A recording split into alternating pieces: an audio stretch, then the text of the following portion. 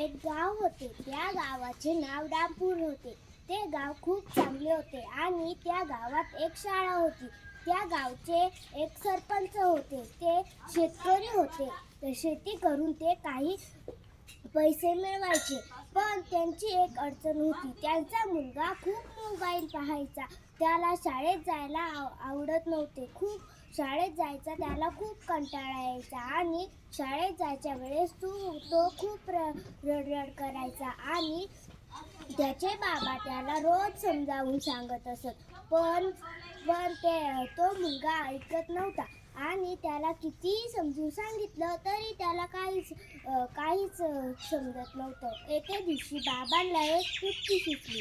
ते बाजारात जाताना एक गोल दगड सापडू लागले आणि त्यांना एक गोल दगड मिळाला आणि तो काळा होता. त्यांनी त्या दगडाला धुतले आणि त्यावर सोनेरी कलर दिला आणि घरी आले.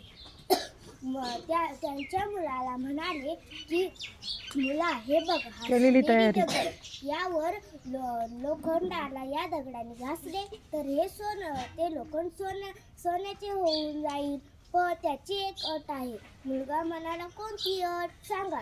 मग बाबा म्हणाले, अरे पण त्या दगडाला 8 वाजेपासून तर रात्रीच्या 12 वाजेपर्यंत घासले तरच ते सोनं होतं, नाही तर होणार नाही. मग मुलगा म्हणला, हो चालेल, आता काय सकाळपासून तर संध्याकाळपर्यंत आहे, उद्याच ना. मग बाबा म्हणतात, हो उद्या. आणि मग सकाळ होते. बाबा बाजारला जातात आणि तो मुलगा उठतो आणि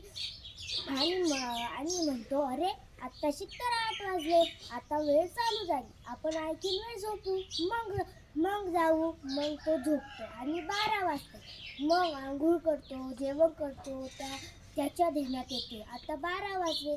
त्याला खूप कंटाळा येतो. तो मोबाईल पाहतो, मग झोपतो. त्याला नंतर आठवणच येत नाही. मग झोपल्यानंतर 4 वाजतात आणि त्याला ती आठवण येते. त्यांनी खूप सारं लोखंड आणलं पण तो दगड त्याला सापडलाच नाही. खूप वेळ शोधत राहिला पण त्याला तो दगड सापडलाच नाही. रात्रीचे 12 वाजले, त्याला तो दगड सापडलाच नाही आणि बाबा बाजारावरून घरी आले आणि म्हणाले, मुला, दाखव किती सोनं केलंय. मग मुलगा म्हणतो, नाही बाबा, मी एक पण सोनं करू शकलो नाही. मग बाबा म्हणतो, का बरं? तो मुलगा म्हणतो, मी मोबाईलच पाहत बसलो, माझ्या ध्यानातच आले नाही, मी लोखंड आणले पण तो दगड मला सापडलाच नाही. आणि तो मुलगा रडू लागतो.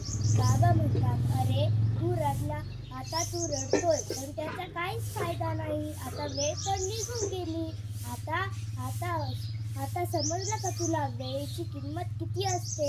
आता कधीच कंटाळा करीत जाऊ नकोस. आणि तेव्हा त्या मुलाला समजते आणि तो रोज शाळेत जायला लागला आणि मोबाईल पण कमी वापरायला लागला. हळूहळू त्याचा कंटाळा निघून गेला. यावरून मी असे तात्पर्य सांगते की कधीही कंटाळा करू नये किंवा आळस हा